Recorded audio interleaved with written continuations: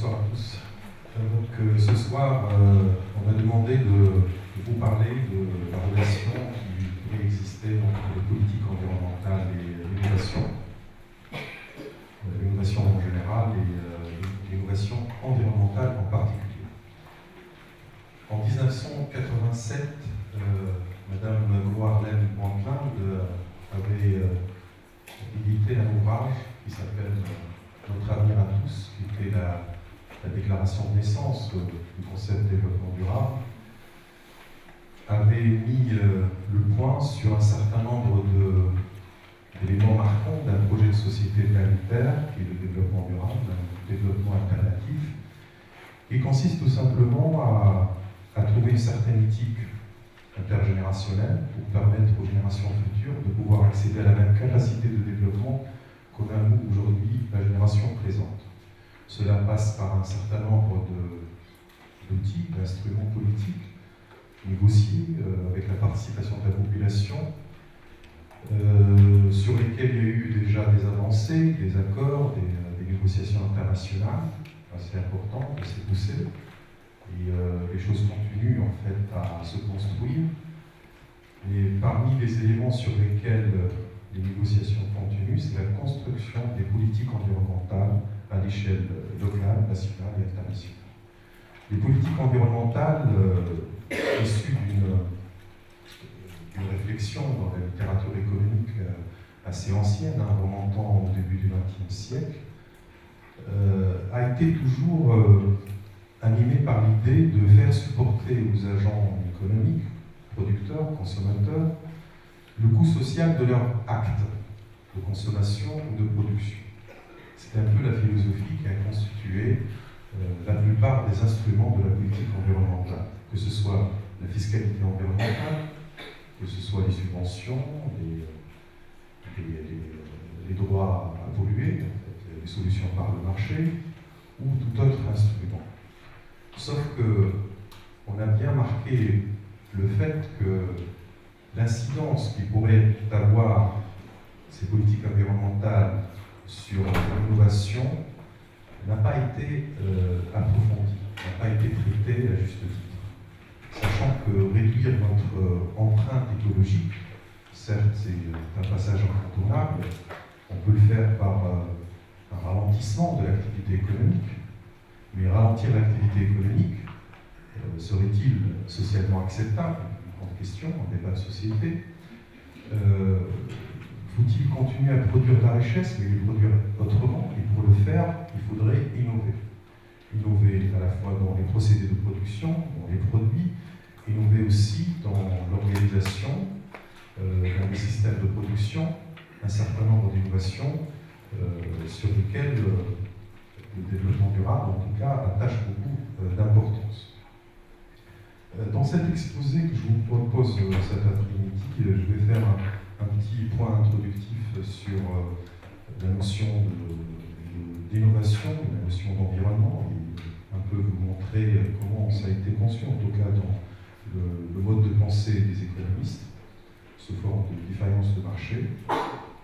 Puis après, je déclinerai 3 points rapidement concernant les politiques environnementales elles-mêmes et leur mérite incitatif, si on a des mérites incitatifs, avec différents types d'innovation. Troisième point, j'évoquerai les freins à ce qu'on appelle les innovations environnementales radicales, pour finir par la nécessité d'une coordination des politiques publiques en matière d'environnement et d'innovation. Et je conclurai sur les perspectives en matière de réflexion sur cette co-intégration. Défaillance de marché, l'intérêt que portent les politiques publiques aujourd'hui sur la question de l'environnement et la question de l'innovation, ils ont un point commun. Celui que l'autorégulation, la régulation par le marché, n'est pas suffisante, loin d'être suffisante. Et surtout qu'on ne peut pas laisser les forces de marché résoudre la production de l'innovation ou la protection de l'environnement. Donc ça engendre toujours des innovations insuffisantes et trop de pollution, de surexploitation des ressources. Ces deux constats laissent à penser qu'il y a une nécessité d'une intervention publique. c'est-à-dire une façon de pallier à cette défaillance du marché. Alors si on prend le cas de l'innovation, nous avons, ça ne faut pas être économiste pour le connaître, hein, c'est quelque chose d'assez évident, qu'il y a une divergence entre le rendement privé de l'innovation et son rendement social, pour la simple raison que l'innovation nécessite un effort. Dans une économie de marché, si cet effort n'est pas compensé, celui qui va le produire peut ralentir ou relâcher l'effort qu'il va mettre en place.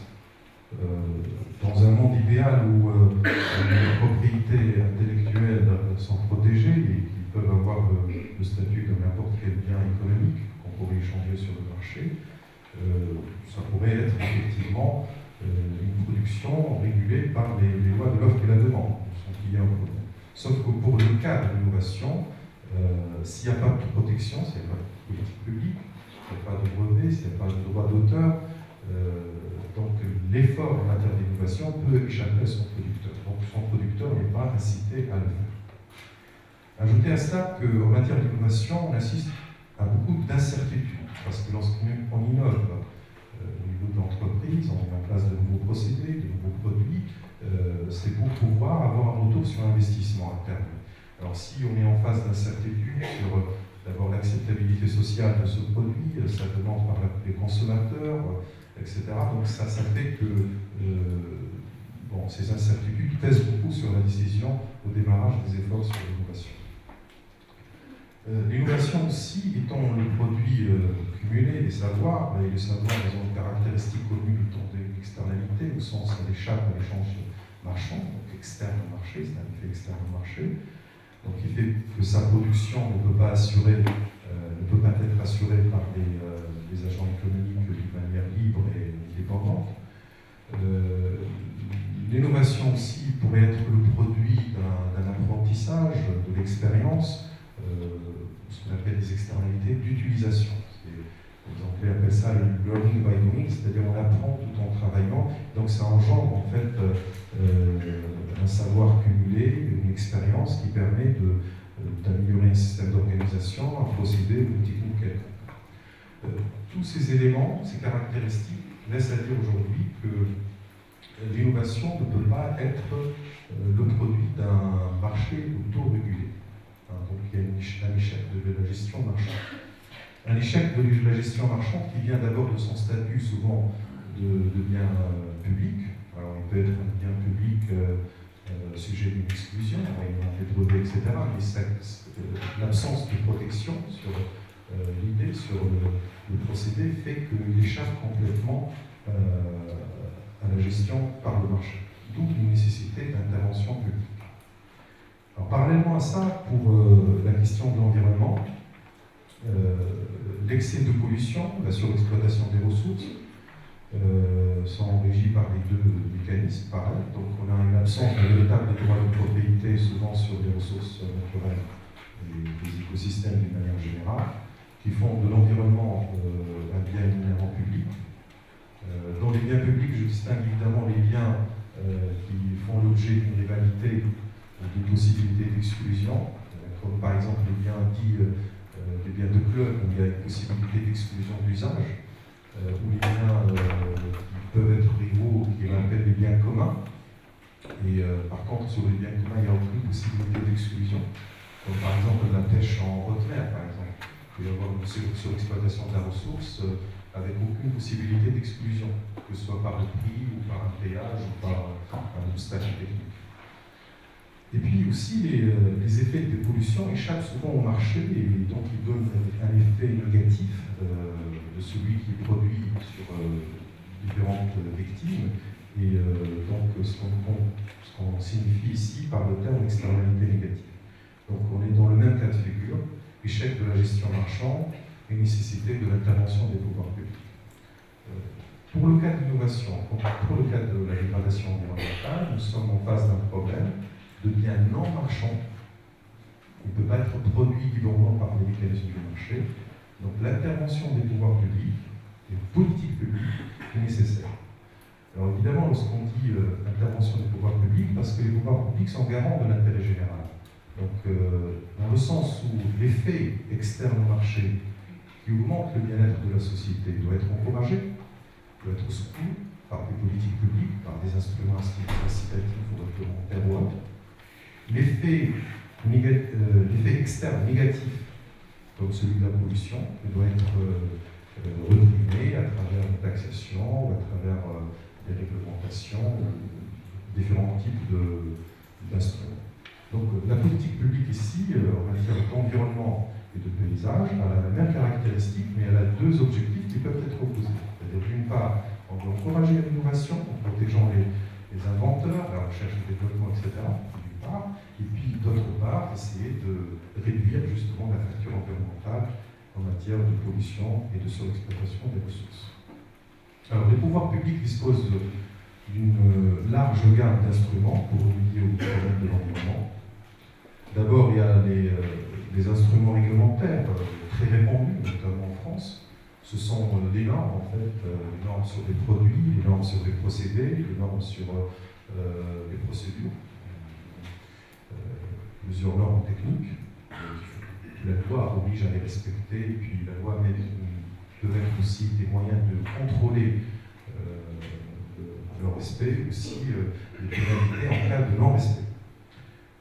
Il y a les instruments économiques, dans le sens où ce sont des instruments qui incitent les agents économiques à prendre eux-mêmes les solutions qui leur permettent d'atteindre des situations socialement désirées.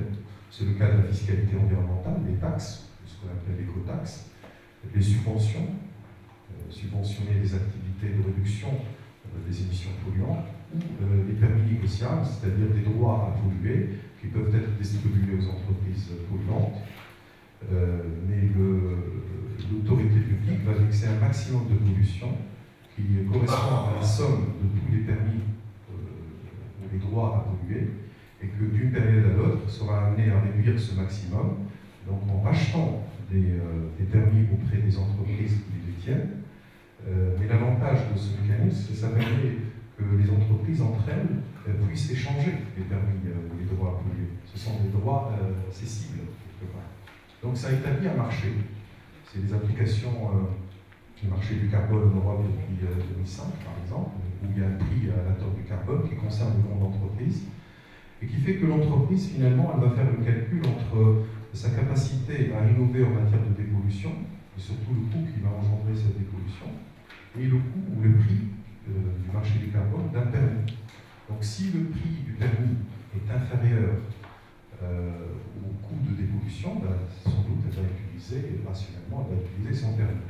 Inversement, elle n'a pas intérêt à l'utiliser, elle va le mettre sur le marché, donc elle va le vendre sur le marché, et ainsi s'établit un échange entre des entreprises capables d'innover, capables de dépolluer à moindre coût, donc intéressées par vendre leur permis, et des entreprises de vendeurs qui sont plutôt dans une situation inverse. Voilà le marché du droit à polluer, qui fonctionne très bien du moment que les pollueurs sont identifiables, où la pollution est observable. Mais du moment qu'on est dans des cas de pollution atomisée, des pollutions qui concernent plusieurs individus, nous sommes tous consommateurs ici, nous sommes tous aussi pollueurs. Mais le degré de notre pollution dépend de notre comportement, il est parfois difficilement observable. Donc l'application des droits à polluer pour le cas de pollution ponctuelle n'est pas toujours évidente. Alors, l'approche des permis négociables connaît un succès depuis les années 70 aux États-Unis, et qui a beaucoup d'ailleurs influencé l'accord de Kyoto sur la réduction des gaz à effet de serre, donc qui a eu le même type d'application. Il y a une troisième famille d'instruments de politique environnementale, c'est les approches volontaires. Ce sont en fait des accords dans une filière entre différents producteurs, sous forme d'une charte de bonnes pratiques environnementales, ou des contrats entre une filière et puis les pouvoirs publics pour mettre en place des procédés. Alors l'intérêt des approches volontaires, c'est que ça met au même niveau toutes les entreprises, parce que l'engagement étant un engagement volontaire, conçu mutuellement entre les différentes entreprises, ça éviterait en fait qu'une entreprise puisse échapper à cette règle et puis produire à moindre coût et avoir donc une pollution plus importante.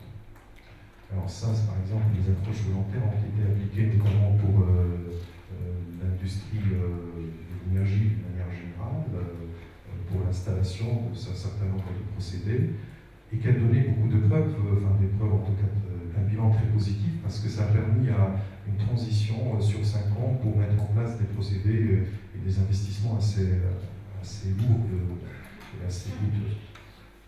Et puis, dernier point, c'est les politiques en matière d'information. L'idée ici, c'est de changer le contexte informationnel des entreprises pour leur permettre, en fait, d'abord de connaître les alternatives en matière d'innovation environnementale, pour trouver de nouvelles technologies, mais aussi pour que les entreprises puissent montrer une certaine différenciation en matière de production. Dire que le produit qu'on a mis sur le marché correspond à un protocole de production respectueux de l'environnement, et ainsi le respect de l'environnement par l'entreprise devient un argument de la politique commerciale. Une différenciation, c'est les écolabels, par exemple, étant un instrument qui est utilisé. Voilà à peu près les 4 familles des politiques environnementales qui sont mises en place. Alors la finalité théorique de ces politiques, c'est d'aboutir à une situation socialement optimale. De quoi il s'agit? En fait, en termes économiques, ce qui nous intéresse, c'est que ces externalités, négatives ou positives, puissent être internalisées, c'est-à-dire prises en compte par leurs producteurs.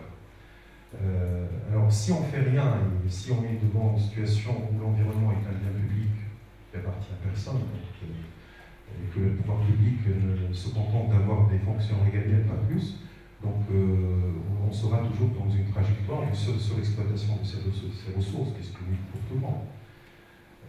Par contre, du moment qu'on cherche à faire intervenir l'État, la question qui se pose, c'est quel est le niveau de l'intervention.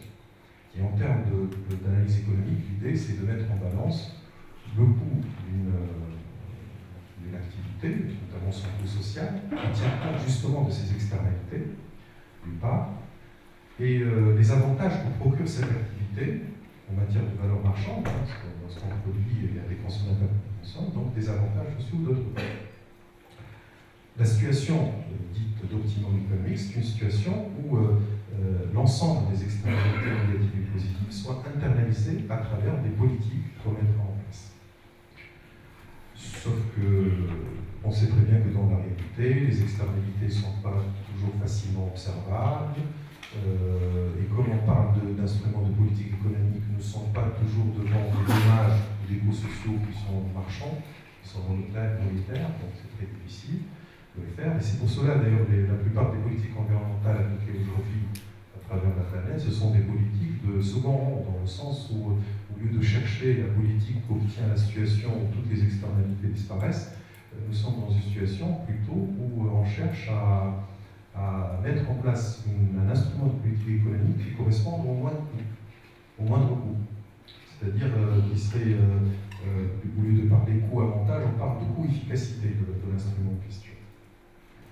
Donc des instruments, la question qui se pose aux décideurs à ce niveau, c'est de savoir est-ce qu'ils mettraient en place une politique réglementaire ou une politique économique. On met une norme ou une taxe, on met une norme ou une subvention. Et souvent ce débat, théoriquement, a été tranché dans plusieurs travaux pour montrer que les instruments économiques, taxes, subventions, permis, ils ont plus d'intérêt et de mérite que les instruments réglementaires. Pour une raison qui est très intuitive, très simple. C'est que lorsque vous mettez une norme, tout le monde est amené à l'appliquer, quelle que soit sa capacité d'adaptation. Justement, en parlant d'innovation, il y a des entreprises qui, vu leur taille, vu aussi leur historique ou leur expérience, sont capables de s'adapter mieux que la norme. Donc on peut être dans une situation où il y a beaucoup d'entreprises qui auraient pu faire mieux, mais vu que la norme qui a été fixée, donc ils vont se contenter d'une solution minimale. Voilà. Par contre, l'intérêt d'une taxe proportionnelle à la pollution, ça amène en fait l'entreprise à choisir une solution qui permet d'internaliser la charge fiscale et choisir un niveau d'activité ou un niveau d'innovation qui correspond à sa capacité à le faire. Donc on est une situation sociale qui serait plutôt plus intéressante si on appliquerait des instruments politiques. Alors évidemment, théoriquement, c'est assez suffisant de dire ça, mais dans la pratique, lorsqu'on met en place des politiques environnementales, on confronte des problèmes liés d'abord à beaucoup d'applications de politique environnementale, car il se trouve que lorsqu'on met une norme, la norme, il faut la contrôler, il y a un coût de contrôle de la norme, qui est parfois assez important. Et puis, en plus, lorsqu'on met une norme, il faut qu'on soit capable d'observer les comportements qui dévient par rapport à cette norme. Et donc, ça peut avoir des coûts assez importants. C'est pareil d'ailleurs pour les différents instruments économiques. Donc, dans la réalité, en fait, ce qui règne aujourd'hui dans les pratiques des politiques environnementales dans le monde, et principalement dans le monde développé, ce sont ce qu'on appelle les policies mixtes. C'est quoi? C'est un mixte, une combinaison de différents instruments. Ça dépend du polluant, ça dépend du type d'activité, et ça dépend aussi du choix politique que fait la société à une date donnée. Donc, est-ce qu'on met en place des taxes assez importantes ou pas? Sujet sur lequel j'aimerais bien revenir tout à l'heure, si vous me permettez, au niveau de la discussion. Alors, j'ai fait quelques cours, mais je ne vais pas vous affoler, mais c'est juste pour vous présenter un peu l'intuition de ce choix. En fait, toujours, ce qui nous intéresse, c'est de confronter à la fois ce que rapporte l'activité pour l'entreprise, qui est représentée ici par un bénéfice marginal, c'est-à-dire un bénéfice de la dernière unité produite, un bénéfice additionnel, si je peux dire. Et puis, de l'autre côté, cette activité de production,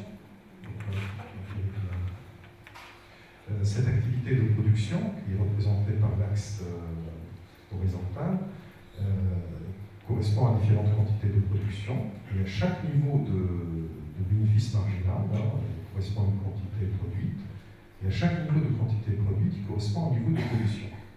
Alors il se trouve que ces niveaux de pollution vont engendrer un coût pour la société, que je représente avec cette courbe rouge de dommage marginal. En fait, c'est l'ensemble de tous les coûts qui sont engendrés par l'entreprise qui pollue. Mais ce ne sont pas ses coûts privés à elle, mais c'est le coût que supportent toutes les victimes de son activité, qui subissent la pollution. Alors, pour prendre un cas simple, lorsque vous avez une entreprise en amont d'une rivière, en polluant la rivière, donc toutes les entreprises qui sont en aval vont mettre en place des stations d'épuration, etc. Toutes ces dépenses défensives ou curatives en matière d'environnement constituent un dommage pour la société. Alors, il y a des dommages qu'on peut quantifier facilement, parce que il suffit de regarder les factures. Il y a des dommages qui échappent à la règle marchande, notamment tout ce qui touche la biodiversité, tout ce qui touche les activités récréatives, etc., qui ne sont pas des activités marchandes. Là, c'est très difficile. Il y a des méthodes en économie qui essaient un peu d'évaluer les valeurs non marchandes de ces dommages environnementaux. Ça donne des valeurs approximatives, mais en tout cas, c'est...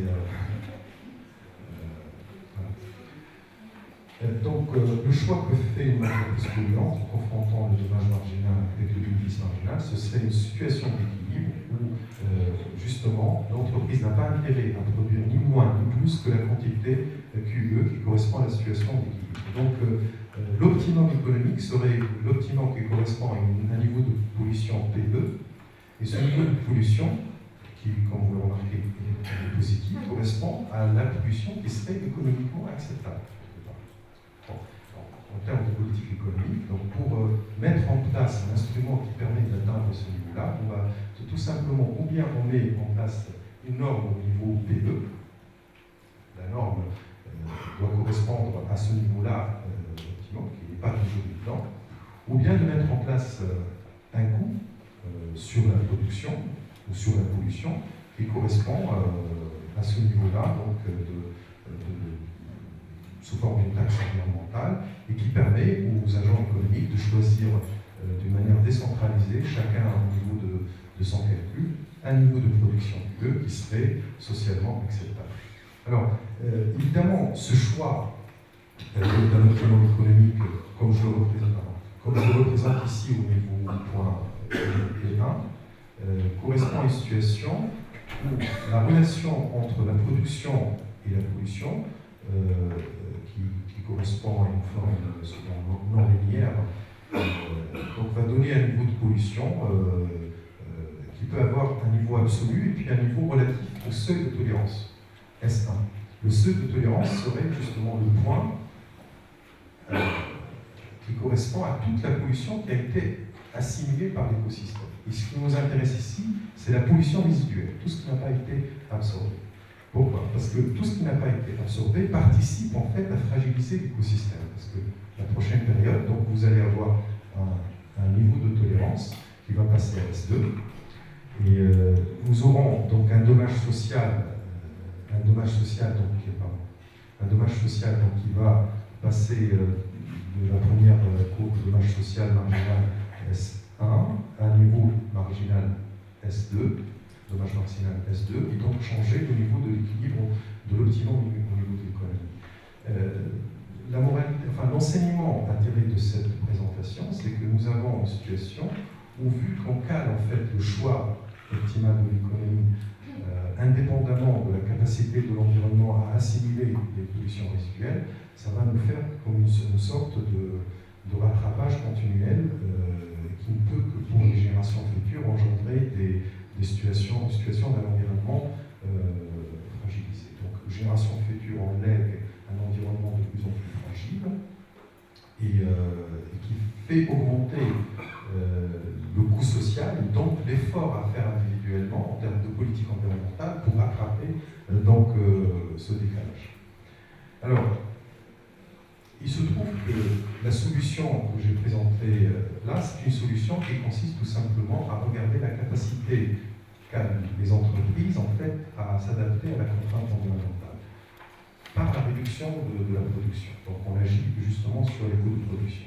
L'autre solution, c'est justement de pouvoir changer la relation entre production et pollution et implémenter une nouvelle relation qui permet en fait de rattraper le niveau initial, c'est-à-dire si on aura une production moins polluante, moyennant des innovations sur les procédés de production ou sur les émissions en termes de technologie blockchain, ça permet en fait d'atteindre le niveau qu'on a cherché initialement. Donc pour vous dire que la solution fiscale, si elle ne permet pas ce processus de changement technologique pour atteindre l'optimum de manière différente, on sera toujours dans une situation très difficile. Le tout de savoir maintenant comment ça fonctionne au niveau de l'innovation. Alors, les pouvoirs publics, comme je vous ai dit, combinent un ensemble d'instruments, souvent un différent co-avantage, mais la plupart des instruments, donc la littérature économique, notamment dans un survey qui est fait par Jaff et ses co-auteurs en 2002, vous montrer que de toute façon, tous les instruments de la politique environnementale, que ce soit réglementaire ou économique ou accord volontaire, ont tous leur mérite en matière d'incitation. Sauf que le constat que font les auteurs, c'est montrer que la plupart de ces mesures engendrent principalement des innovations dites incrémentales, c'est-à-dire ce sont des innovations au bout de chaîne. Alors pour exprimer les choses de manière plus simple, c'est-à-dire les entreprises dans un premier temps, au lieu de mettre en place des investissements lourds en matière de recherche et développement pour changer le procédé même de production, pour dire autrement, on va chercher plutôt à mettre en place des dispositifs de bout de chaîne pour réduire les émissions polluantes en restant sur le même cas de figure. D'ailleurs, le meilleur exemple que j'ai trouvé pour exprimer ça, c'est la politique récente du gouvernement français en matière pour les voitures en matière de bonus-malus. Lorsqu'on a mis en place ce dispositif, la plupart des constructeurs nationaux de voitures, en fait, ils n'ont pas mis en place des procédures de technologie différentes au niveau du moteur, au niveau de l'exploitation d'énergie. La plupart, ils ont joué sur le poids de la voiture, etc., pour être dans les normes pour obtenir les bonus ou les malus en question. Donc, on a enlevé la cinquième roue, on a allégé les matériaux de construction, etc. Mais les moteurs et les composantes et le type d'énergie restaient alors, on me dit qu'il me reste 5 minutes et je vais devoir négocier 5 minutes supplémentaires pour arriver à mon message. Si tu le permets, je pense pas plus. Voilà. Alors, lorsqu'on parle d'innovation environnementale, ce sont un ensemble de solutions qui permettent de corriger et limiter les atteintes à l'environnement. Ça, c'est la définition usuelle qu'on trouve pour l'innovation. Ces innovations ne sont pas toujours technologiques d'ailleurs, elles peuvent être aussi organisationnelles ou institutionnelles. Et souvent, on donne trois formes. Donc, les formes technologiques ou techniques correspondent à la fois aux technologies bout de chaîne, comme je viens de vous l'expliquer, ce sont des technologies incrémentales. Et les technologies intégrées ou préventives, qui justement cherchent à changer complètement les procédés, ce sont ce qu'on appelle les innovations radicales. Alors, l'innovation radicale, ça sous-entend un investissement qui concerne tout le cycle de vie d'un produit, c'est-à-dire depuis la recherche et développement jusqu'au transfert et à la diffusion. Donc on est vraiment dans un processus qui est très lent, qui demande un effort d'investissement de la part des entreprises très important. Et un effort dans un environnement, comme je vous ai dit tout à l'heure, très incertain, et avec production d'une externalité. Et puis on a une autre catégorie dans l'innovation environnementale, organisationnelle ou innovation systémique. Ce sont en fait les innovations à la fois techniques et organisationnelles qui sont mises en place. Alors les 5 principaux axes de la politique publique aujourd'hui d'innovation, c'est d'une part de créer un contexte propice à l'innovation, protection effective des brevets par les brevets, par les droits d'auteur, etc. Soutien à la recherche fondamentale, renforcement du partenariat entre recherche publique et entreprise, et puis certaines mesures fiscales propres à la recherche et développement. Et en regardant ces quelques chiffres sur la situation ou la part des recherches et développement environnemental dans le total des dépenses publiques en matière de recherche environnementale, on voit très bien que certains pays européens, mis à part l'Australie qui a un taux de plus de 4%, la plupart des pays européens en fait convergent vers un chiffre qui est entre 2 et 3%, et qui connaît une croissance. Donc si on prend le cas de la France, qui représente les frais un peu discontinus, on est à peu près à 2,6, 7, et puis on a la même situation pour les Royaumes-Unis, avec un peu moins d'efforts. Par contre, la situation assez intéressante à voir, c'est la situation du Japon et des États-Unis, où on est plutôt à un taux qui est constant, c'est-à-dire on est toujours entre 0,5 et 0,7% des dépenses publiques en général. Et ça reflète aussi le ratio aux dépenses publiques recherche et développement par rapport au PIB, où on va trouver les mêmes proportions dans ces pays-là, c'est-à-dire un groupe de pays qui plutôt relègue la question de la recherche et développement au secteur privé, moins que le secteur public. Et du coup, même en termes de recherche environnementale, recherche et développement en matière d'environnement, on est dans la même situation. Alors, il y a des biais, évidemment, qui sont favorables à l'innovation incrémentale. D'abord, faible niveau de la contrainte environnementale, parce que le constat qu'on fait de manière générale, c'est que la plupart des politiques environnementales qu'on met en place, notamment les politiques fiscales ou les permis négociables, sont des politiques environnementales très laxistes ou très faibles. C'est-à-dire on a des taux de signal portant sur le produit polluant qui est vraiment très marginal. Et donc ça n'incite pas vraiment les entreprises, il n'y a pas une forte incitation à aller vers l'innovation radicale. On est toujours dans un schéma d'une technologie bout de chaîne pour un peu réduire la marge en question. Il y a aussi un élément très important que la politique environnementale touche et alourdit beaucoup la compétitivité des entreprises et des économies. C'est un argument qui revient toujours à la charge chaque fois où on voudrait mettre en place des politiques environnementales plus audacieuses. Il y a la crainte aussi de la délocalisation. C'est-à-dire les pouvoirs publics aujourd'hui ne vont pas très fort sur les politiques environnementales pour garder justement leur compétitivité, éviter de devoir se délocaliser les entreprises vers ce qu'on appelle les paradis écologiques, vers les pays ou les régions du monde où il y a un laxisme en matière de politique environnementale. Il y a aussi dans la part des entreprises une attitude qu'on ne peut pas généraliser, mais quand même qui reste assez importante, assez dominante dans le comportement. C'est un comportement attentiste. On voit ça notamment dans l'industrie automobile, où tout le monde attend qu'est-ce que les autres vont faire et quand est-ce qu'ils vont faire. Il y a une façon d'avoir un comportement à minima souvent les entreprises privilégient des solutions à bas coût, c'est-à-dire pour internaliser la charge fiscale portée sur l'environnement. On ne va pas chercher des mécanismes très compliqués, d'innovation radicale qui vont prendre du temps, qui vont demander un investissement très lourd, avec une forte aversion au risque et qui risque de compliquer les choses. La littérature économique avait montré que, notamment l'argument sur la compétitivité environnementale n'est pas si vrai que ça. Car les entreprises qui ont pu prendre le devant et investir massivement dans la recherche et développement environnemental ont pu avoir des points de compétitivité par rapport à d'autres qui étaient en retard. Et même à l'échelle des pays, il y a des pays qui ont osé aller très rapidement vers une politique environnementale progressivement restrictive, de plus en plus importante, sont les pays aujourd'hui les mieux préparés à l'époque où la contrainte environnementale pèse très lourdement. Alors qu'en France, l'année dernière, on avait eu des discussions un peu passionnées sur la taxe carbone, en disant attention, ça peut affaiblir notre compétitivité, c'est injuste, etc. Nous avons des pays dans lesquels la mise en place de la taxe carbone remonte au début des années 90, qui ont eu le même débat.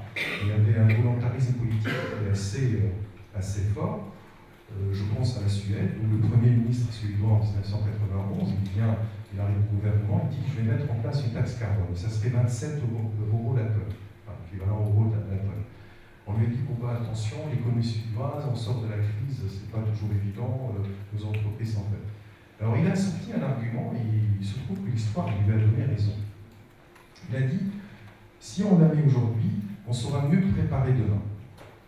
Et demain, de toute façon, on peut faire le pari que tout le monde viendra, parce que vu la situation des changements climatiques, vu ce qui se dessine par rapport à la contrainte, si on ne donne pas un signal prix à toutes les pollutions et on engage un processus de décarbonisation de l'économie développée, on sera mal préparé et notre compétitivité sera touchée d'une façon ou d'une autre.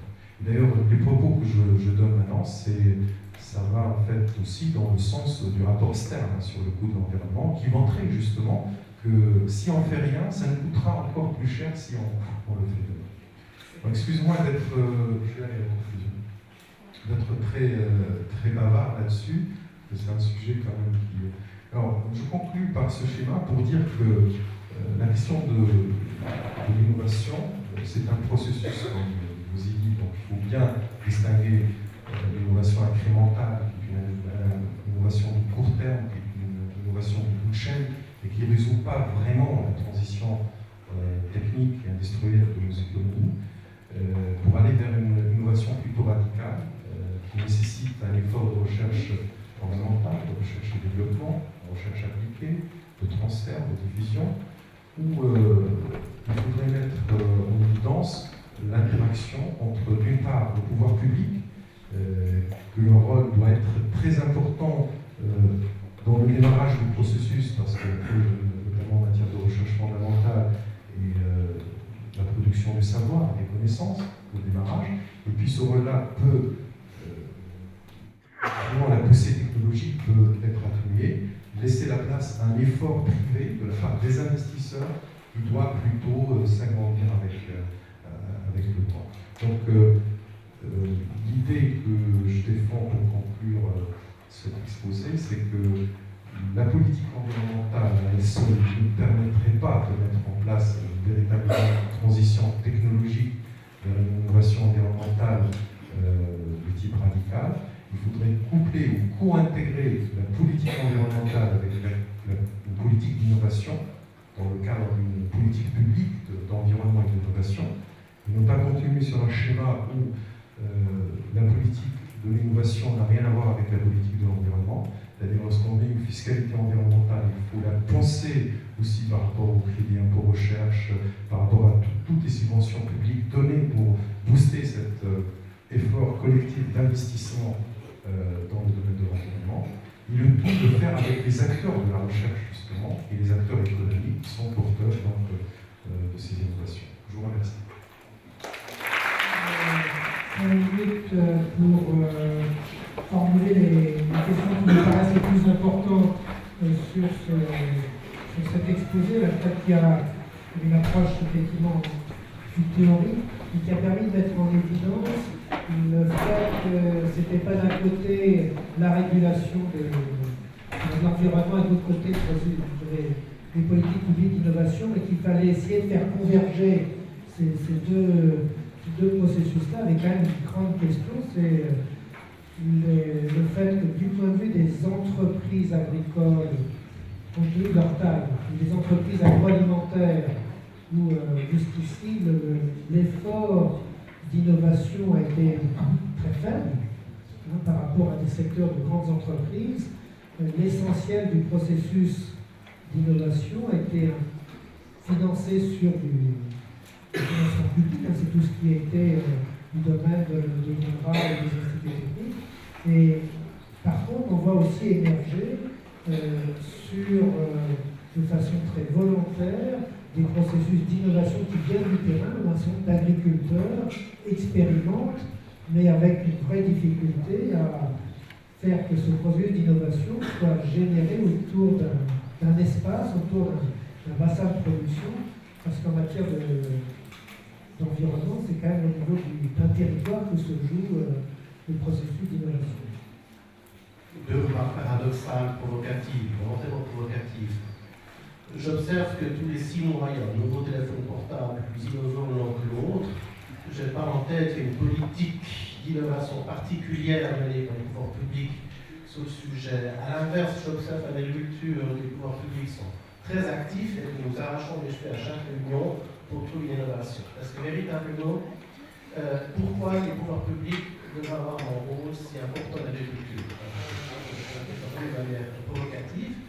La deuxième paradoxe, à quelques exceptions près, je connais quasiment pas une seule politique environnementale qui est aboutie aux objectifs fixés.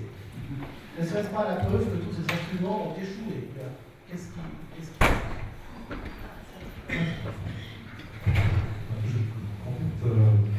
Les paradoxes des politiques publiques sont aussi des paradoxes des citoyens et des consommateurs. Là, le cas des téléphones portables, parce qu'il y a tout simplement, quand on innove, on crée une nouvelle génération de téléphones portables, c'est tout simplement parce qu'il y a une consommation, une demande qui derrière en plus, et que de toute façon aussi, on parle des instruments des politiques publiques, la question qu'on dispose aujourd'hui sont-elles vraiment appliquées? Moi, je ne pense pas qu'aujourd'hui, à part quelques normes qui concernent notamment tout ce qui est santé publique, là où on est draconien parce que l'effet est immédiat et parfois il est dramatique, mais dès qu'on parle de biodiversité, on parle d'atteinte portée à des écosystèmes, on parle de la facture au carbone, notamment liée à certains procédés. Aujourd'hui, est-ce que le consommateur reçoit un signal prix suffisant qui lui permet de changer de comportement? Je ne crois pas. Donc, je réponds à votre provocation par une autre. Je pense qu'il y a d'une part, en fait, sont mal appliqués, en tout cas pas appliqués ambitieusement, et d'autre part, il y a un élément très important parce que derrière la mise en place des politiques environnementales se posent deux problèmes. Le premier problème, c'est l'acceptabilité sociale. Et je pense qu'en matière de politique environnementale, mettre des prix, des signaux prix assez forts, peut choquer la population et aucun gouvernement ne s'aventure d'aller sur ce plan-là. Donc il y a toujours une certaine réticence là-dessus. Et d'autre part, il y a une question de justice sociale aussi, parce que lorsqu'on applique des taxes forfaitaires avec des gens qui n'ont pas les mêmes capacités à les supporter, évidemment, se pose le problème. Et d'autre part, lorsqu'on parle notamment de fiscalité environnementale, parce que c'est l'instrument qui va toucher les poches de chacun, la contrainte budgétaire de chacun, la contrainte budgétaire, en fait, la fiscalité environnementale intervient dans un système fiscal global. Et aujourd'hui, on n'est pas, en tout cas en France, dans une situation d'une forte imposition qui pèse à la fois sur les consommateurs, sur les producteurs, etc. Ajouter des taxes supplémentaires, ce n'est pas quelque chose qui va être facile et mis en place. Alors, les Suédois et d'autres pays européens, ils avaient appliqué une formule progressive en matière de mise en place de politique environnementale. C'est-à-dire dire aux gens, décarboniser l'économie, c'est une nécessité. Vous vous n'échapperez pas. De toute façon, il faut le faire. Tôt ou tard, il faut le faire. Et c'est un engagement humanitaire, etc. On devrait y aller. Mais pour le faire, eh ben, on va le faire progressivement, sous forme d'un contrat social. Que l'environnement apparaît quand même bien plus commun, on va tous protéger, chacun à son niveau y participer, en veillant à ce que la fiscalité garde quand même son rite distributif, c'est-à-dire soutenir les